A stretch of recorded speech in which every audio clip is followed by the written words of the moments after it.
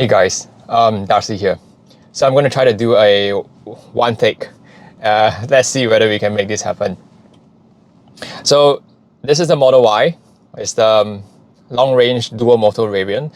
I've rented this in the States. I've driven it about 3,000 kilometers, and here are my thoughts and feelings about the vehicle. So I'm going to talk about what I like, what I don't like, and also since I've driven the Polestar 2 Ioniq 5, I'll compare this vehicle to both of them and also talk about the Model 3. Like if you're thinking between the Model 3 and the Model Y, so I'll also do a bit of a comparison there. So the reason why I'm in the States right now is because we went to Giga, Texas, the Tesla's factory opening in Austin, and that was super awesome. So we drove there all the way to from Houston to Austin, Austin to San Antonio, down to Boca Chica where SpaceX Starship is, and then back to Austin, and then went to San Marcos to get some skydiving done. So that was the overall plan, and that's why I drove so much in the States, right? So let's dive straight into what I like about the vehicle. So the first and really important thing that I think everyone really needs to understand is autopilot is the most underrated feature that a Tesla has, right? So every Tesla vehicle comes with that autopilot feature, or FSD for that matter. And the thing with FSD and autopilot is it's like a co-driver. A co-driver that is constantly available to you and can even take over some of your driving functions. So even though I've driven so much distance over such a short period of time, I didn't really feel tired. I did not have someone else to drive the car for me, and I had to drive it all by myself. And it was very reassuring to know that like autopilot was always there, keeping a lookout, making sure that everything was okay. If the car in front of me slowed down, it will slow down. If someone took your lane, the vehicle is going to slow down. If something emergency would happen, the car would brake. And of course, it's steered. And when you're driving at high speeds on like huge highways and expressways, right, you have to realize that the gust, like wind, actually affects your drive. Like you're constantly steering left and right in your lane, and once you have autopilot engaged, the car centers itself and really takes away the whole need for you to drive the vehicle. Then the next thing that I like is software. So Tesla receives over-the-air updates, so your car constantly improves over time. This is one of those things where it's kind of like a mobile phone, right? You're going to get more features over time. Things are going to get more efficient. So for example, my constant complaint with the Tesla so far has been the wipers. Like the auto wipers is rubbish. I have no idea why they have not fixed it. So Tesla, please, can you fix the auto wipers? And to fix the auto wipers, right, Tesla doesn't have to bring the vehicle into the service center. They can do an over-the-air update. You can be back at home, and as long as your car has internet connection, you're going to receive the update, and the wipers are going to improve.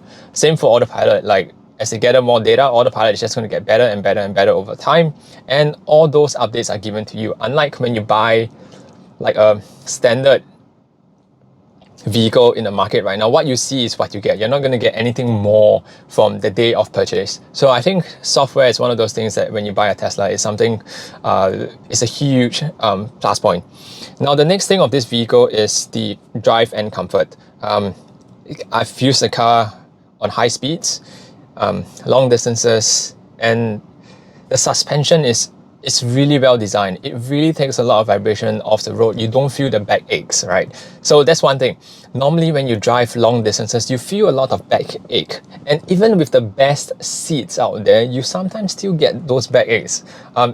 Maybe because you're getting old, or you're getting old. But so Tesla actually put in quite a bit of work to that suspension. I don't want to go through that because it's quite a long topic, so I'll put a link below on what has been done to the suspension. The drive is fine, it's stable. Even at high speeds, the vehicle doesn't swerve around. It's nice and planted to the ground. So I think that's for driving comfort. So the next thing is the space. Because Tesla is designed ground up to be an EV, the space used is really it's really good, right? They're so efficient in doing all the engineering around. If you want to see more about Tesla's like engineering decisions, you can go down to Sandy Munro's channel. I think he does a really good job. So you have a lot of space in the front, the boot. the floor space, even at the back, is flat throughout. So that's fantastic. And let me just check whether I've missed out anything. What about yes, a supercharging network. So a lot of manufacturers can tell you that their vehicles charge really fast, right? 150, 200, like in 10 minutes, you're gonna get 60% of your battery back.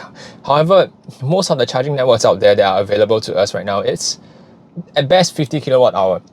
Some that are deployed by Charge Plus, that's 120 kilowatt hour, but that's only if there's one vehicle charging. So if you have two vehicles charging, you're not gonna get the full 120.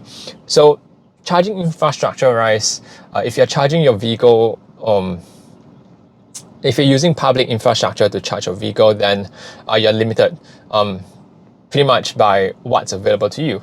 So Tesla has a supercharger network. You can pull in anytime, and you can be assured that in 15 minutes you can get back 60% of your battery, or even 10 minutes you can get back 60% of your battery. So that's something to really take note of. Now moving on to the things that I do not like about this vehicle. So this one boils down to personal preference.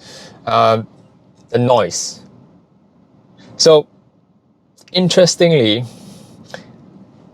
because the car has so much space and there's a lot of road noise, right? So when you travel at high speed and your roads are not like smooth, the noise echoes through the car, right? So it's kind of more, like, it makes more noise than a Model 3 to me. So if you've driven a Model 3 and a Model Y, let me know whether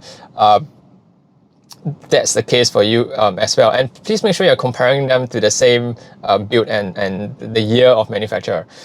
So yeah, the noise could be really improved. I think Tesla could really help with the road noise. That's something that it has to be done. And there's one more thing that I really that I think can be improved. Yes, the rear seats. So Tesla has super nice, comfortable seats up front. Actually, this is an issue for most cars, right? So the seats at the back are always quite rigid. So so I've not sat at the back, okay? So I sat down for 5 minutes. I've tried to lie down on the back, but it's just not comfortable. So you can recline the seats. So the seating posture is okay, but the seats are just not as comfortable at the back and the front. And maybe something could be done for that, right? If you buy a vehicle for the space and for the passengers at the back, then you kind of want the passengers at the back to feel comfortable. Yes, there's space, right? But on long drives, maybe those of you who have sat at the back for long drives, let me know whether how you felt, right? But these are two of the things that I feel like the Tesla vehicle can be improved. Other things boils down to personal preference. I do like the interior, but the constant criticism out there is that, well, Tesla doesn't do like premium materials. Fair enough, that's fine. If you like premium interior materials, then maybe you shouldn't be getting a Tesla. Like get a Polestar 2. I think the finishing on the inside is nicely done. Yeah, so those are the things that I don't like. So now we come to the comparison between the Model Polestar 2, Ioniq 5, and the Model Y. So for the Polestar 2, if you're looking to buy the vehicle, I think buy it for the design, right? The Polestar 2 is a really good looking car. It's well built, the doors are solid, like when you close it, it feels premium. And yeah, if you like a premium interior, get the Polestar 2.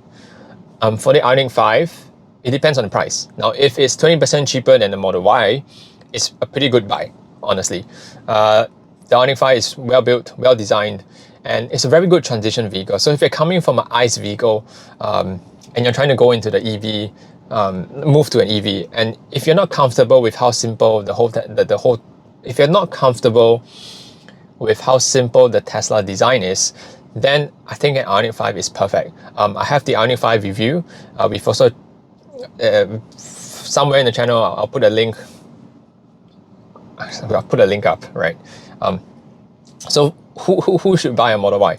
Now, if you appreciate software updates, if you appreciate that your car will improve over time, if you appreciate autopilot technology, if you appreciate technology in general, the Model Y is the best car that you can get in the market right now for an SUV, hands down. It's one vehicle where after you purchase it, the car will improve over time. And this is one feature a lot of people just cannot understand right now, because most cars, when you buy them, it is what it is. 10 years down the road, the vehicle is going to remain the exact same thing. In fact, it's going to be worse off. However, in a Tesla, it's a high chance it might be even better than what it was. So that's something to really consider. So if you want to future-proof your vehicle, a Model Y is, there's no questions asked. So there's the BMW iX coming. We'll see whether I can spend some time in the vehicle and then drop a review on it. Having said this, so now let's compare the Model 3 and Model Y. The Model 3 looks better, all right, hands down. In fact, the Model Y is not the best looking car out there. I don't I don't really like the design. So some of my friends will know that I really like liftbacks or hatchbacks, mainly because there's so much more usable space. But having driven this vehicle for quite a while, I think it might be a little bit... So if you do not need to have passengers at the back all the time, then I think the Model Y might be a little bit big for roads in Singapore. And this is a personal preference because I do like smaller cars in a city. And also the Model 3 is slightly quieter, because there's not much space. There's less space for noise to travel in the vehicle and to echo those noises and to amplify those noises. So it's kind of quieter in the Model 3. So yeah, get a Model 3 if you don't require passengers at the back all the time. And if you require passengers at the back all the time, then a Model Y is perfect. You can put in a lot of stuff. You can camp in a car. Yeah, I could lie down diagonally to camp in the vehicle. That was fantastic. So yeah, I was thinking of buying a Model Y. Now I have second thoughts whether I want to change my Model 3 to a Model Y, but we'll see. We'll see whether I change it. So I think if Tesla has a small hatchback, right, like the size of a what's that, Corolla Altis hybrid, the one with the hatchback, or like a Golf GTI or a Prius C, I think that's one of the sizes that I personally like, because it's nice to zip around the city. It's quick, it's easy to park. And also one more thing, the turning radius on the Model Y is actually better than the Model 3. So just to take note, you might fare better in car parks compared to the Model 3. And fun fact, so I discovered that the Polestar 2 actually does not have a better turning radius than the Model 3 or the Model Y. So yeah, there's something interesting, because when I tried the vehicle, it felt like I could turn better on the Polestar 2.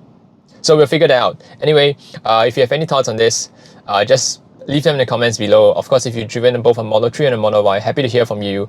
And yeah, remember to like and subscribe to the channel if you like this no nonsense, no bullshit approach to talking about anything that is not professional advice. All right, we'll see you guys in the next one.